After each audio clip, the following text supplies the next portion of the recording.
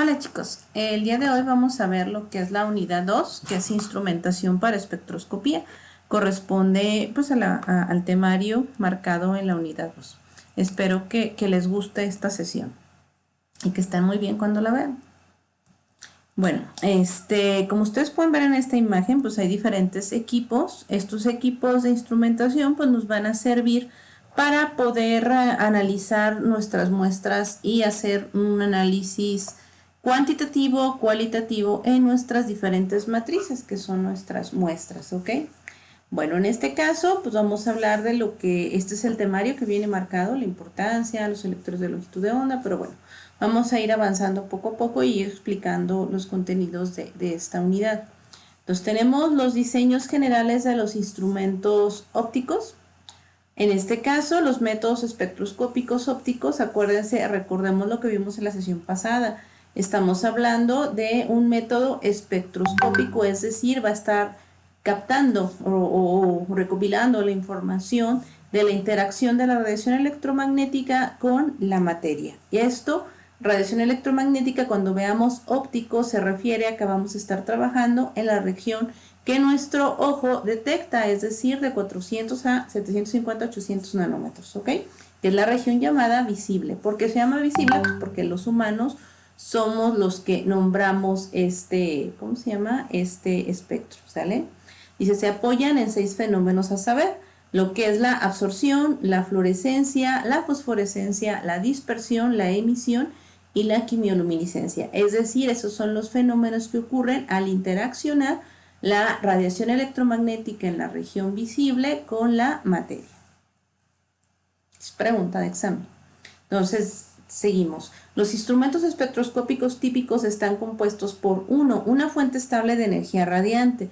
¿Qué significa esto? Que no va a estar parpadeando, que la intensidad no va a ser variable, sino que va a ser continua. Regularmente las fuentes más estables que nosotros conocemos, bueno, ustedes ya son de la nueva generación, pero las lámparas de arco, por ejemplo, esas lámparas que teníamos en la casa que a veces se nos fundían, pero ya después de mucho tiempo de uso, esa es una fuente estable de energía radiante, ¿ok? Dice, un recipiente transparente, fíjense bien, en donde se coloca la muestra. Este recipiente, pues vamos a explicar más adelante cuáles son las características que debe de tener. Un dispositivo que aísla una región restringida del espectro para efectuar las mediciones.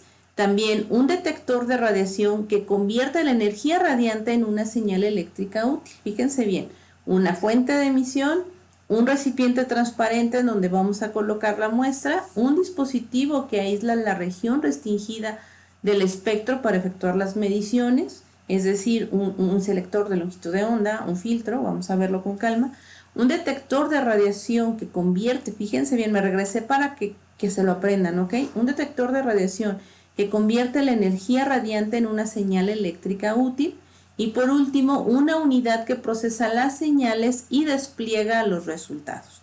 De tal manera que nosotros vamos a pasar de una fuente de radiación, de energía radiante, a interaccionar con nuestra muestra. En ese caso ya no va a ser una señal, simplemente una radiación electromagnética, sino que ya va a contener esa señal información al interactuar con la materia de nuestra muestra y de nuestro analito. Entonces, la señal que llega al dispositivo, pues va a tener que cambiar de esa señal, de esa radiación, a una señal eléctrica. Esta señal eléctrica tiene que ser traducida por el número 5 en una señal que nuestra mente pueda entender, ¿sí? Ese es el transductor de señal, ¿sale? Entonces pasamos de una radiación electromagnética a una señal analítica que ya contiene esta información de nuestro analito porque ya interaccionó con el analito. Después llega a un detector que nos va a pasar esa señal a una señal eléctrica y después un transductor de señal que es el que me va a permitir entender esta señal. Aquí en esta imagen podemos observar lo que son los esquemas, como les decía en las clases anteriores, los esquemas siempre son mucho mejores para explicar, ¿sale? No las letras. Las letras son aburridas. Un esquema, pues, se entiende mejor, pero siempre pues, se debe de leer primero para tener una idea de lo que vamos a ver en la imagen. Entonces, si se fijan en el primer inciso, el inciso A, vamos a tener un esquema en el cual tenemos nuestra fuente primero, luego sigue el selector de longitud de onda. Si se fijan esa fuente, la imagen es un foquito, era el que les decía, una lámpara de filamento. En este caso, como es la región visible, probablemente sea filamento de tungsteno o de wolframio, ¿sale?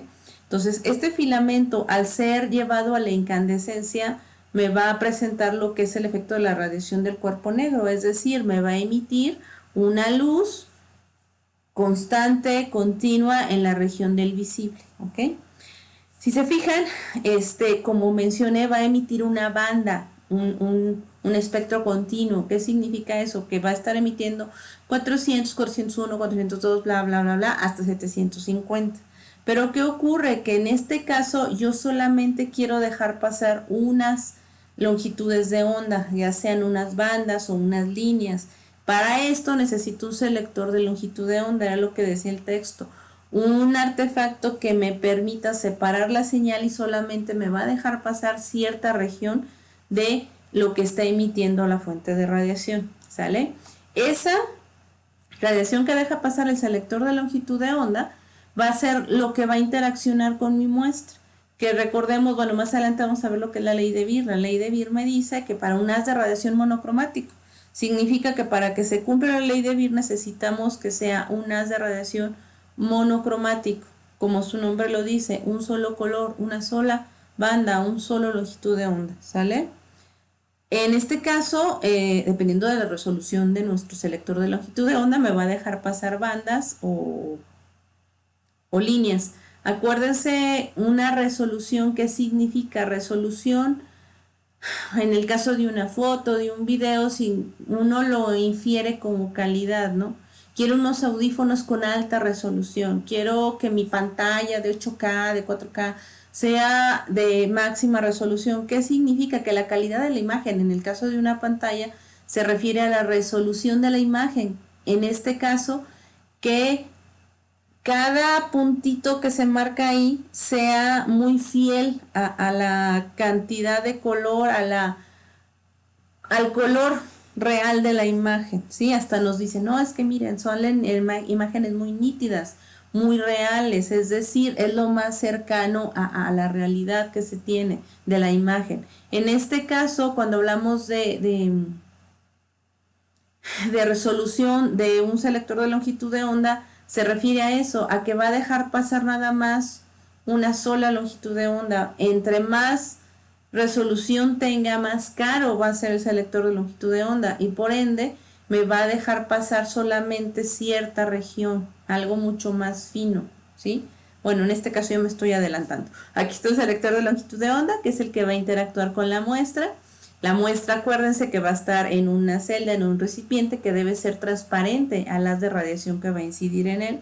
Posteriormente, en el número 4 tenemos al detector, que es el que les digo que va a pasar esa señal ya analítica que contiene la información del analito con la radiación electromagnética, y este detector me va a pasar esa señal a una señal eléctrica, ¿sí? Y esta señal eléctrica va a ser recibida en el procesador de señal y sistema de lectura, que ahí me va a hacer la transducción de la señal y me va a permitir, en el caso del número 5, en este que estamos viendo aquí, me va a permitir hacer una inferencia de la señal eléctrica con una medida que yo puedo cuantificar, es decir, mi cerebro entiende de 0 a 100 de transmitancia, me da una señal ahí aproximadamente de 70, digo yo, tiene 70% de transmitancia, ¿ok?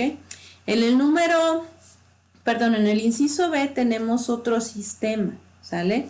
Ahí si se fijan, tenemos la fuente, pero la tenemos en otro ángulo, no la tenemos así de manera lineal, sino que empieza de aquí abajo e incide en un ángulo de 90 grados. Tenemos la fuente, el selector de longitud de onda, tenemos la muestra y luego posteriormente tenemos otro selector de longitud de onda y tenemos el detector y el procesador de señal.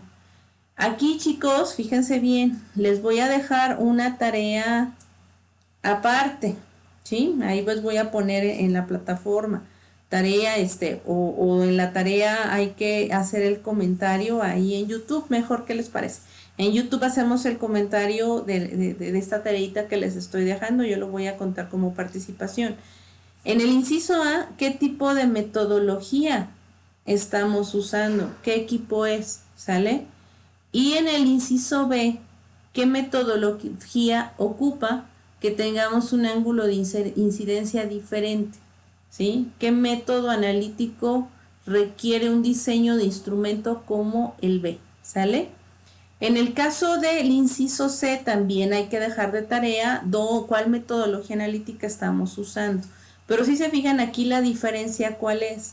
Que la fuente y la muestra están en un mismo lugar. ¿Sí? Si se fijan es una flama. Entonces entra la muestra y entra dentro de la flama. Es un inyector ahí con la flama. Entonces tenemos la fuente de emisión y la muestra en un mismo lugar. ¿De qué tipo de metodología estamos utilizando? Y luego, posteriormente de que la muestra llega, se excita ahí con la fuente de emisión, se da un proceso de, ya les estoy dando spoilers, ¿sí? ¿Qué tipo de metodología es? Se da la fuente de emisión ahí y posteriormente pasa el selector de longitud de onda que nos va a dejar pasar nada más la señal analítica que corresponde a la muestra con la fuente, y posteriormente llega al detector, le quita todo el ruido el selector de longitud de onda, solamente deja pasar la señal que a mí me interesa y llega al procesador de señal y sistema de lectura. Entonces, ¿cuál es la tarea? Decirme qué método analítico usa un equipo con un diseño como el que está mostrado en el inciso A, cuál método usa un diseño como el inciso B y cuál como en el inciso C, ¿ok? Los voy a leer ahí en comentarios en YouTube. En la fuente de radiación, chicos, ahí vamos a empezar a hablar de qué se necesita cada una de los procesos que vimos en los esquemas. La primera es la fuente de radiación. Fíjense bien, esto es fundamental. Para que la fuente sea aceptable para los estudios espectroscópicos, debe generar un haz de energía radiante suficiente para ser detectado y se mida con facilidad. Si la señal es débil, pues yo voy a estar midiendo la debilidad de la señal, no realmente la interacción de la materia con la señal, ¿ok? Dice, digo, con la radiación en este caso. Perdón. Además, su potencia de salida debe ser estable durante periodos razonables, ¿sí? O sea, no debe de variar. Si han visto los focos cuando están fallando, ¿no? Que empiezan a hacerle así, ¿no? Si empieza a parpadear ya la fuente ya no funciona para el equipo. Dice la energía radiante, pues sí, porque lo que va a estar midiendo el detector es el parpadeo de la señal, no necesariamente la interacción de la radiación con la muestra, ¿ok?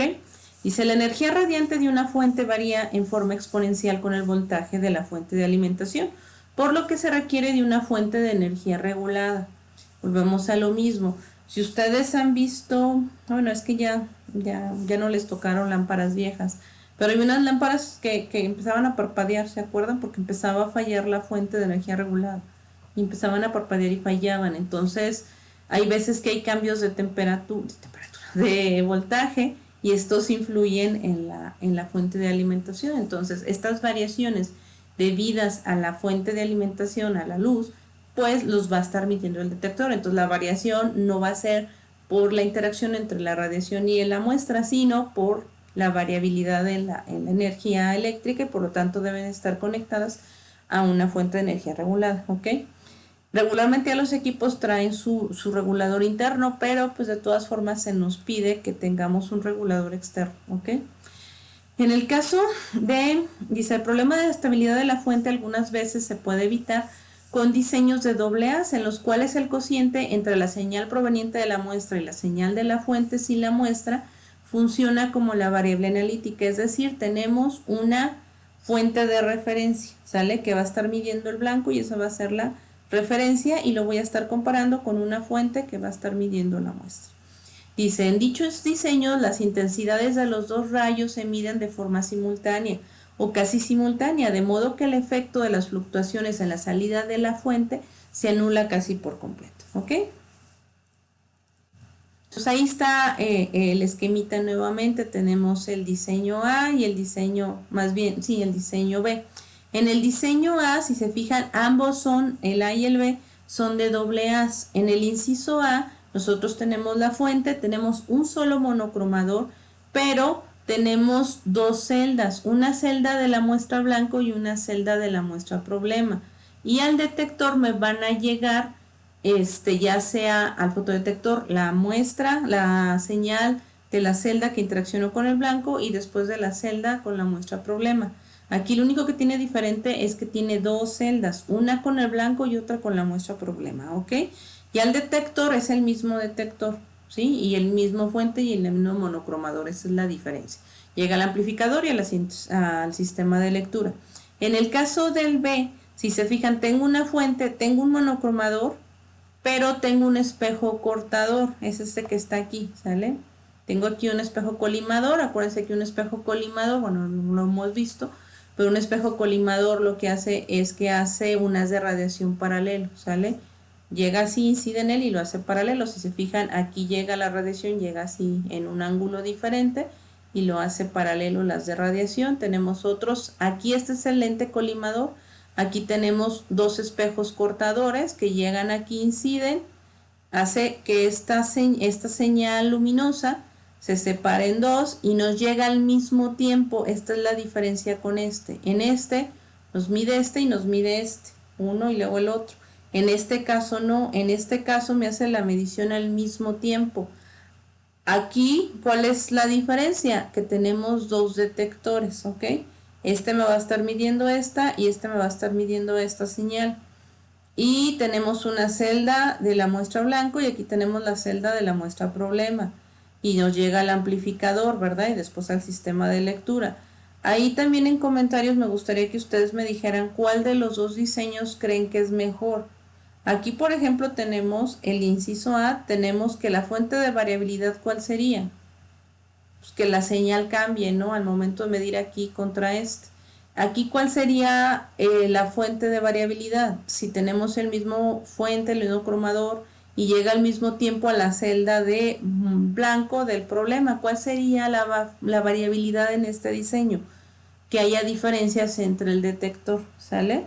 Entonces aquí hay que analizar las características del detector. ¿Por qué es importante esto, jóvenes? Porque ustedes alguna vez van a ser dueños de un laboratorio o van a estar tomando decisiones al momento de comprar un equipo. Entonces les van a ofrecer estos dos diseños. Obviamente el vendedor pues les va a querer vender el que él quiera, ¿no? El más caro, no sé. ¿Ustedes cómo van a decidir? Pues tienen que analizarlo en este sentido, en el diseño. ¿Cuál es mejor? ¿Este o este? Los leo en comentarios, chicos. Bueno, seguimos. Tipos de fuentes. Hay dos tipos de fuentes, como ya les decía. Una fuente continua en la cual se emite en un rango, ¿sale? Dice aquí, emite radiación cuya intensidad cambia solo lentamente en función de la longitud de onda. Es continua en cierto intervalo y va a emitir en todas esas longitudes de onda, desde 400 a 800, por ejemplo, si fuera el visible. Tenemos diferentes tipos de fuentes, como las de líneas.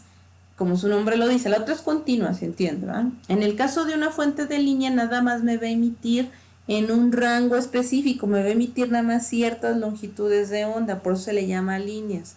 En este caso, regularmente la fuente de emisión es de un material específico que nada más emite en ciertas líneas, ¿sale? Entonces, una fuente continua, pues se utiliza para una cosa, una fuente de línea se utiliza para otra cosa, ¿sale? Pueden ser bandas o pueden ser líneas de radiación. Entonces, ahí esta imagen es del libro de texto que tienen ustedes disponible ahí en la plataforma donde estamos trabajando, que es Moodle. Tenemos lo que son las fuentes de radiación. Perdón. En el caso de las fuentes de radiación, pues tenemos fuentes, ya dijimos, continuas y líneas. Esta imagen me gusta porque vienen ahí el rango de emisión de cada una de las fuentes. Si se fijan, estas se consideran continuas porque, por ejemplo, la lámpara de argón va a emitir de manera continua desde 100 hasta menos de 200 nanómetros, ¿sale? Aquí, ¿para qué me va a servir?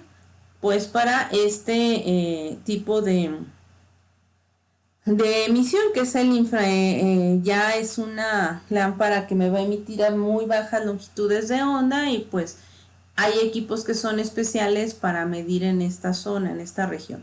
En este caso, la lámpara de xenón me abarca, por ejemplo, desde la región del ultravioleta visible y un poco del infrarrojo cercano, ¿sí? Estos son las lámparas que regularmente usaban los equipos más antiguos o que se usan actualmente, la lámpara de xenón. La lámpara de hidrógeno o de deuterio, también si se fijan, esta se va a usar más en la región ultravioleta. Este en el laboratorio es padrísimo porque ustedes ven los equipos y ahí uno les dice, mira, este equipo tiene esto por esto, y ahí le picaba antes uno a los equipos más viejos, prendía uno de manera manual, decías, no, pues voy a leer en la región del ultravioleta, déjale, prendo la lámpara de deuterio, ¿sale?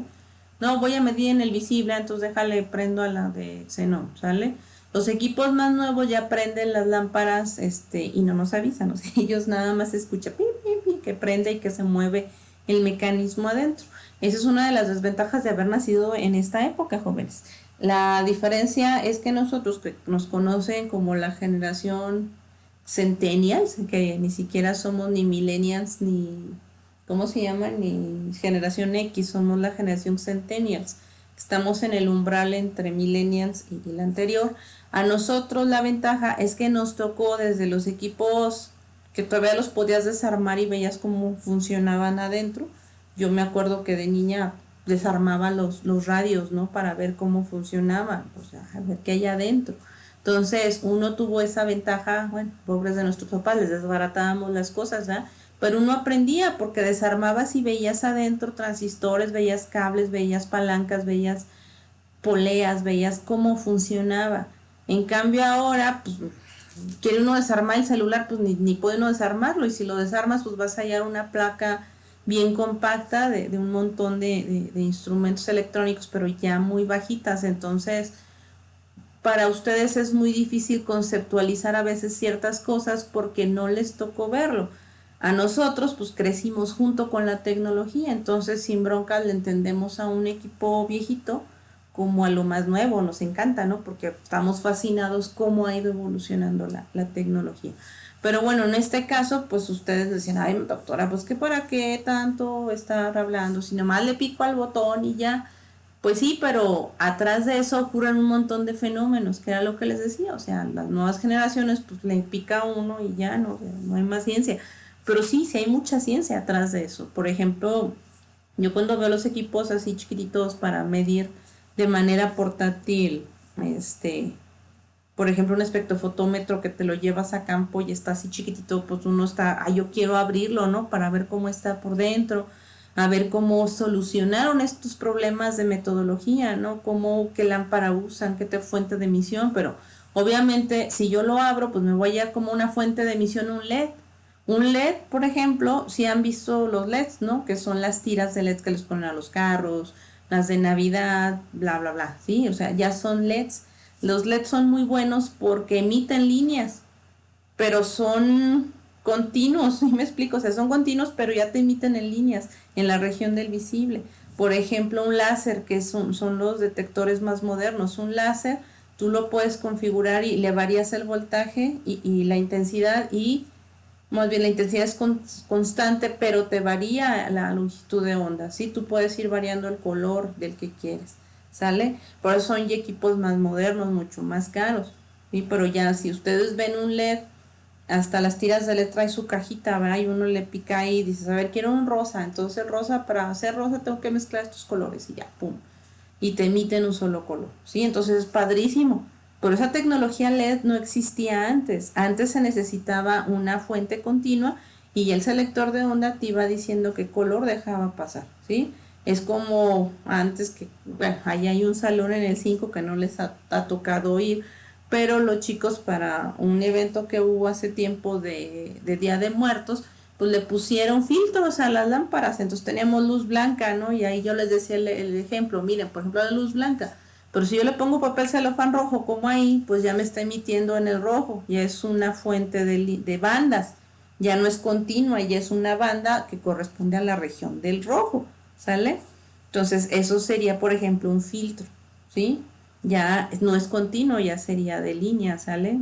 Algo así, una fuente de bandas que nada más me deja pasar el rojo. O bien podría ser la fuente de emisión continua, que es la lámpara, y en este caso el selector de longitud de onda, pues sería el papel, ¿cómo les dije? El papel celofán que compró en la papelería. Dijo, pues lo quiero rojo, va, pues ponle el filtro rojo. Si quisieran verde, pues el papel celofán verde, ¿sale?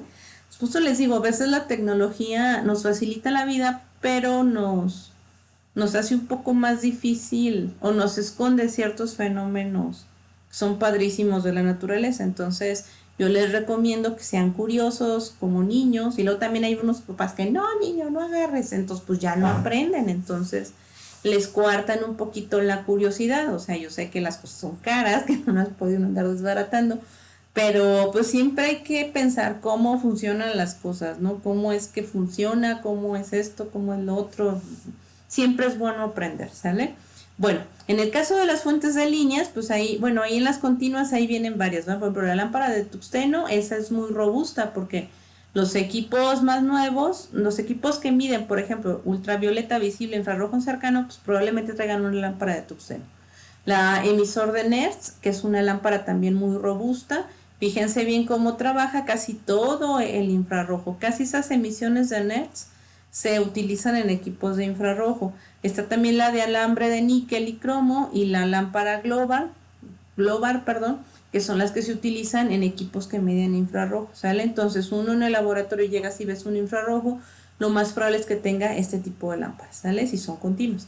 En el caso de las lámparas de líneas, pues hay las lámparas de cátodo hueco, también hay lámparas de rayo láser, ¿sí? A lo que les decía, un rayo láser es lineal porque yo puedo programarla para que me emita en cierta longitud de onda.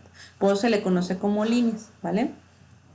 En lo siguiente, dice, los rayos láser son fuentes de uso muy extendido en los instrumentos analíticos debido a sus altas intensidades, sus anchos de banda angostos y la naturaleza coherente de sus salidas.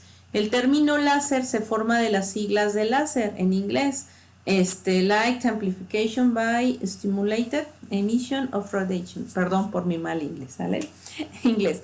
Es decir, luz mediante la emisión estimulada de la radiación, ¿sale? En español es eso. Luz mediada por o amplificada por la emisión estimulada de radiación. Debido a sus características amplificadoras de luz, los rayos láser producen haces de radiación especialmente angostos, de solo unos cuantos centésimos de micrómetro, pero en el extremo intensos, ¿ok? Entonces, por eso les decía que variando el voltaje ahí nosotros podemos emitir en ciertas líneas, ¿vale? Ahí está una imagen, ahí está la fuente de alimentación, está la fuente de bombeo, la radiación y tenemos el medio activo que es el amplificador de luz. Ahí tenemos dos espejos, tenemos la radiación no paralela y al final tenemos aquí un lente cóncavo que no es otra cosa que otro lente colimador y me va a sacar mi rayo láser, ¿ok? Ahí pongan atención a sus clases de óptica porque ahí ves donde ven todos los procesos que ocurren aquí con la luz.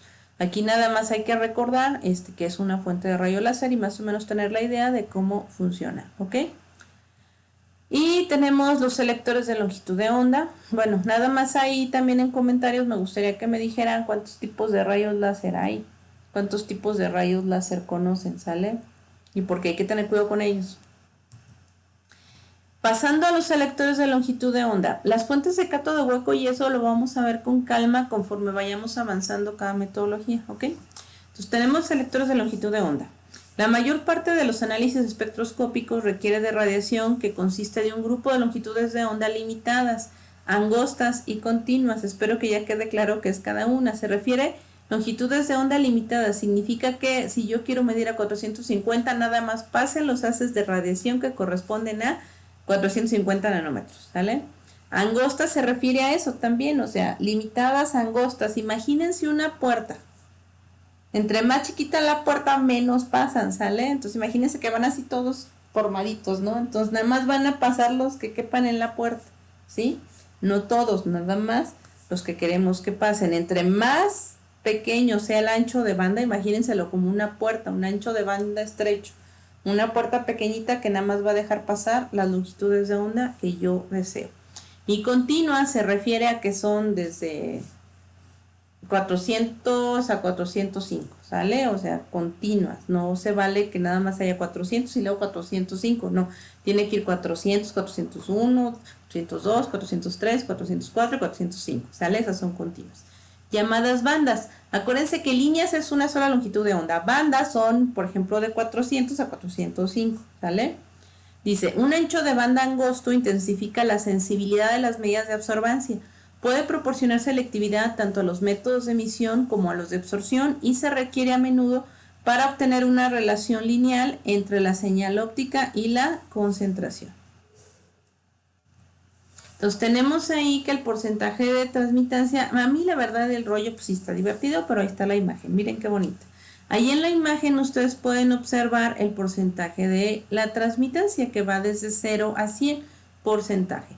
¿Qué es transmitancia? Es la transparencia, es lo que va a dejar pasar, hagan de cuenta un vidrio, ¿sí? Si el vidrio es transparente, pues va a dejar pasar todo el haz de radiación, ¿sale? Entonces eso es la transmitancia, lo que deja pasar.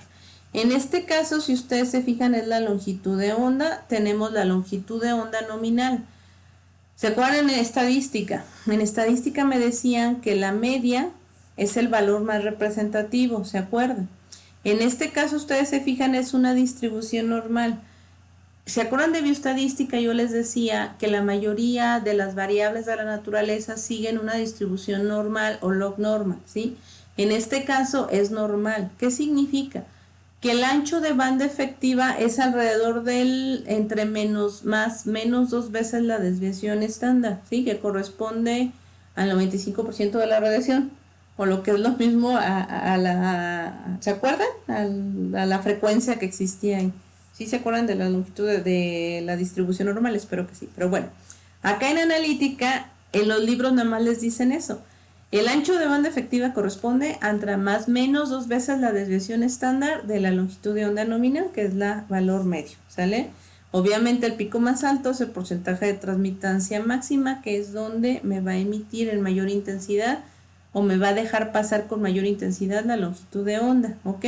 Entonces cuando se habla de ancho de banda efectiva entendemos eso, ¿sí? Yo pongo por ejemplo en mi detector, en mi selector de longitud de onda, perdón, quiero medir 450 nanómetros sería este valor, pero en realidad el selector de longitud de onda me va a dejar pasar desde aquí hasta aquí. ¿Se acuerdan lo que decíamos de la resolución?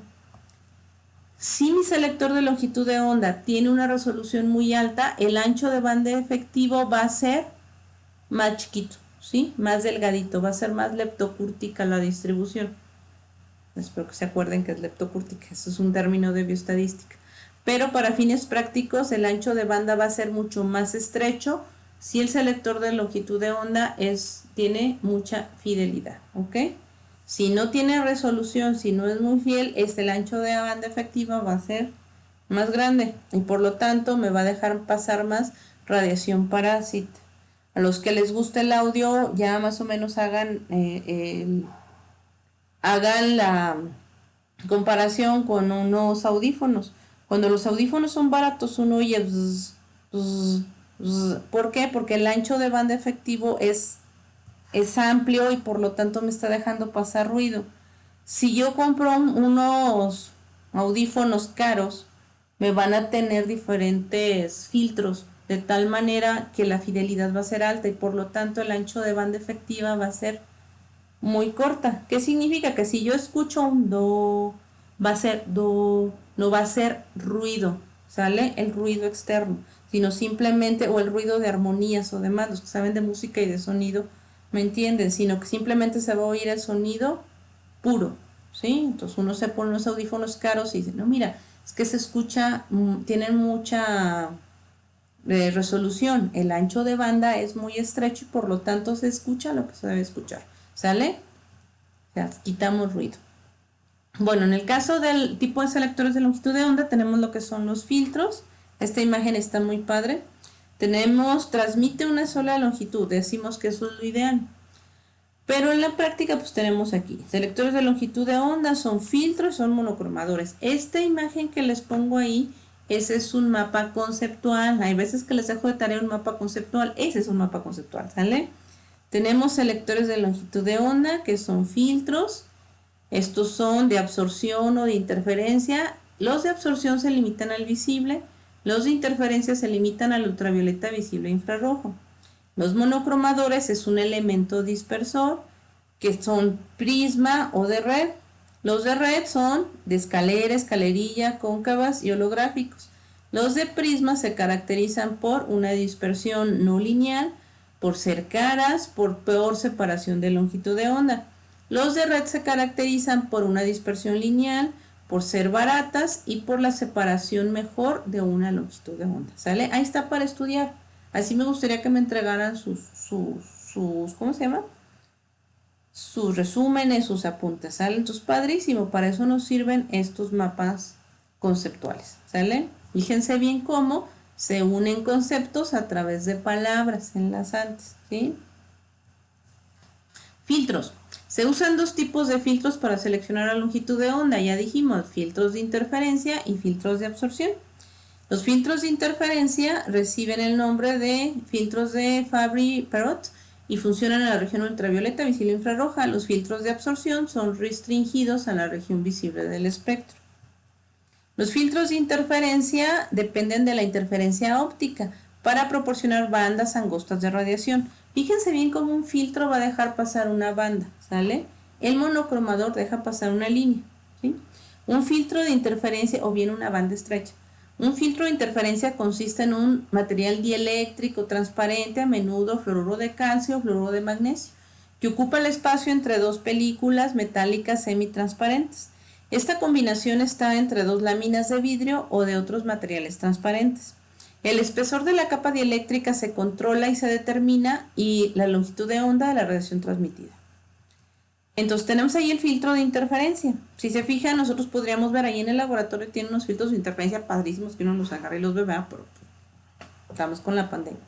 Tenemos lo que es la radiación blanca, si se fijan, deja pasar aquí y luego esa radiación blanca ya se filtra entre la película de vidrio, la película metálica y la capa del material dieléctrico. Por lo tanto, me deja pasar una banda angosta de radiación.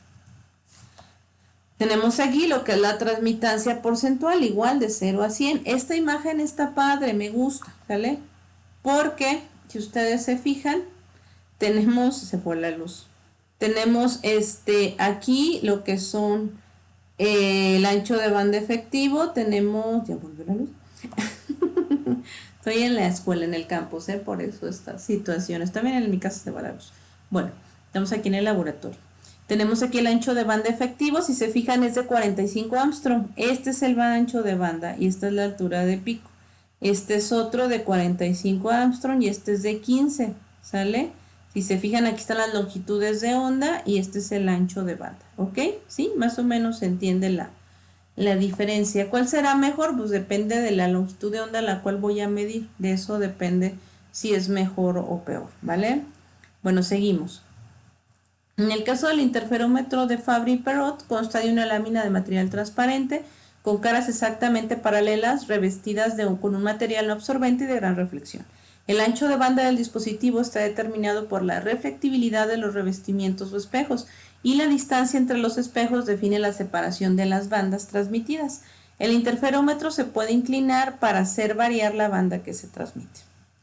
Dice, si las superficies reflectoras están configuradas con una capa de aire entre ellas, de modo que su separación se pueda ajustar de forma mecánica, el instrumento se denomina interferómetro de Fabry-Perot. Este tipo de interferómetro se usa ampliamente en los experimentos de rayo láser, espectroscopía y en las comunicaciones con fibra óptica para separar bandas de frecuencia.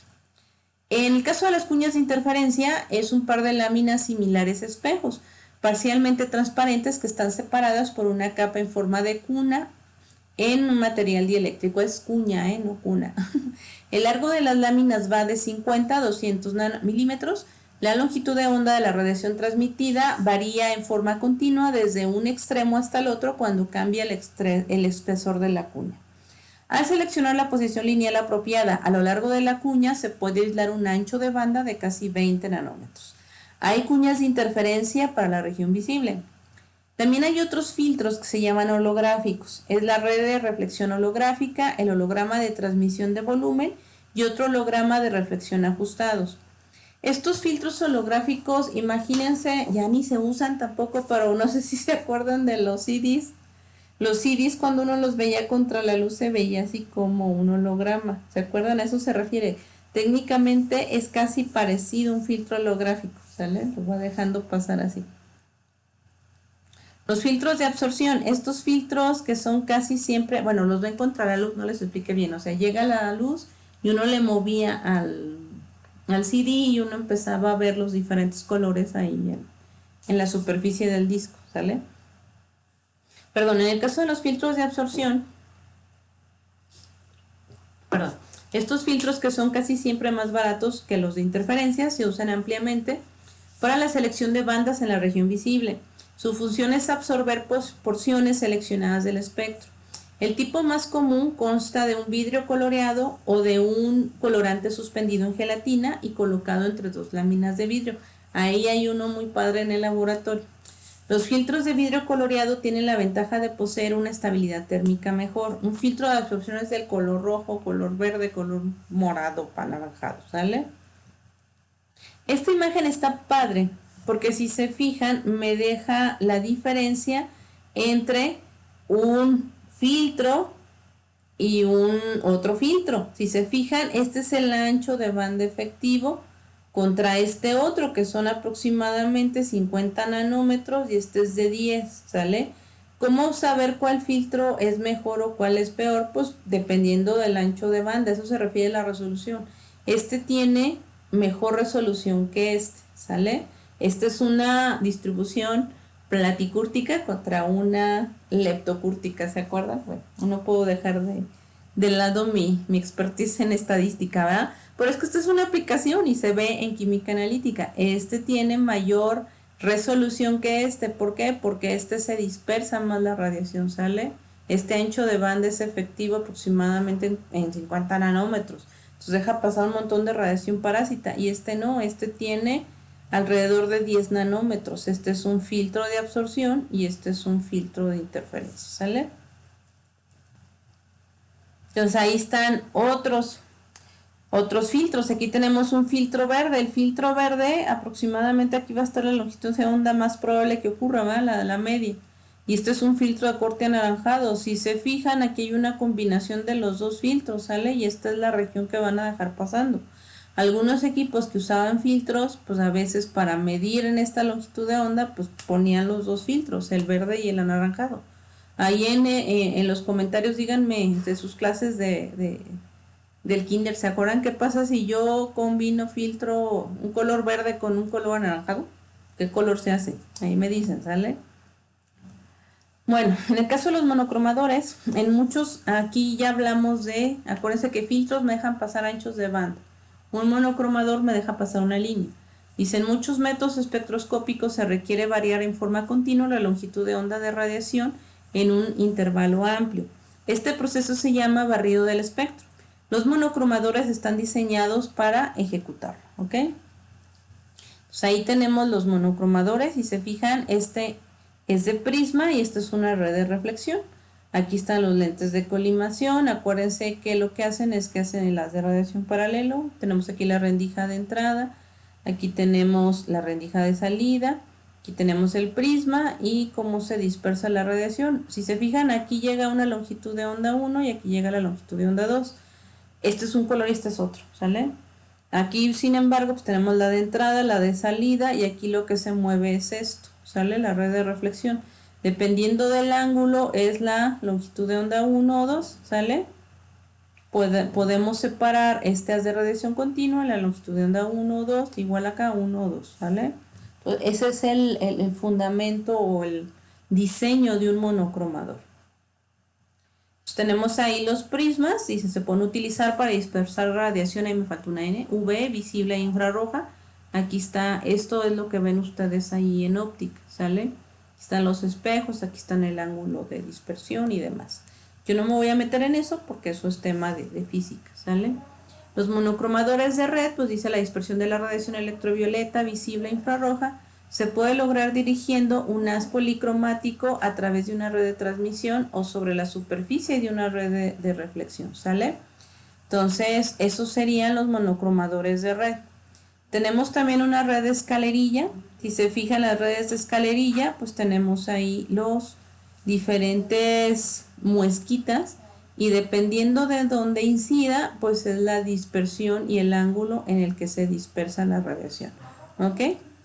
Entonces, aquí otros tipos de redes serían cóncavas, holográficas, ¿sí? De tarea quedaría, otra tarea es para qué se utilizan estas redes, cuál es el fundamento de su diseño y cuál es el esquema general de estas redes y también cómo se evalúa el desempeño de un monocromador, ¿ok? Aquí en estos esquemas tenemos el inciso A, tenemos ahí, si se fijan, el ancho de banda es de 0.5 nanómetros. Si se fijan, aquí tenemos una resolución alta. Aquí tenemos de 220 a 275 nanómetros. Esta es la absorbancia. Si se fijan, esta es la emisión o la absorción en este caso. Cuando esta absorción es absorción de la radiación. Aquí tenemos un ancho de banda de 1 nanómetro. Ahí tenemos suavizadas las ondas, ¿sí? Si se fija, tiene menos resolución los picos.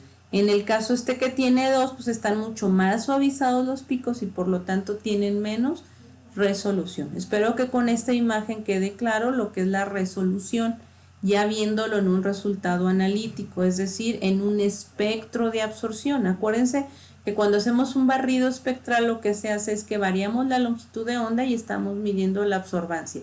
En este caso no es la absorbancia de una muestra, es la emisión de la fuente, ¿sale? ¿Qué es lo que está dejando pasar el monocromador? En este caso, esto es lo que está dejando pasar el monocromador al detector. Aquí tenemos un ancho de banda mucho más efectivo que que tiene 1 y que tiene 2. ¿Qué significa? Que aquí, por ejemplo, sí tenemos los picos más definidos, aquí no. Aquí se me pierde la radiación, ¿sale? Y por lo tanto la información también se pierde, la información analítica. En el caso de los selectores de longitud de onda, esta imagen también viene en el libro de texto, en el SCOOP de Principios de Análisis Instrumental. Aquí tenemos el inciso B, que corresponde a lo que son los selectores de longitud de onda. Tenemos continuo y discontinuo, ¿sale? Tenemos lo que es la prisma de fluorita, tenemos la sílice de cuarzo fundido, tenemos el prisma de vidrio, el prisma de cloro de sodio, el prisma de bromuro de potasio. Si se fijan estas, dependiendo de la transparencia del selector de longitud de onda y del material que está haciendo, obviamente, es la transparencia y por lo tanto es la región en la cual yo voy a poder estar trabajando. Si mi prisma está hecho de un material que absorbe en el infrarrojo o en el ultravioleta o en el visible, pues no me va a dejar pasar nada, ¿sale? Sí se debe de absorber, pero mínimo, ¿sale? Debe ser regularmente transparente la región en la que estoy trabajando. Por eso es específico el prisma, ¿sale? El prisma que estoy utilizando. En el caso, aquí tenemos las redes que son de 3000 líneas de milímetros y aquí están los de 50 líneas de milímetros, ¿sale? Las redes. Aquí tenemos las cuñas de interferencia y en esta parte de aquí ya tenemos selectores de longitud de onda discontinuos. Tenemos los filtros de vidrio, los filtros de interferencia y los cuñas de interferencia, ¿sale? Siguiendo, vamos a dejarle hasta aquí, chicos, a las recipientes de las muestras. Esa sería la segunda clase correspondiente a esta semana. Los dejo, hagan sus tareas, cuídense mucho, un abrazo. Nos vemos en unos días, 2 días. Voy a subir el material lo más pronto que pueda, pero esto ya sería para la segunda sesión de esta semana. Un abrazo, cuídense.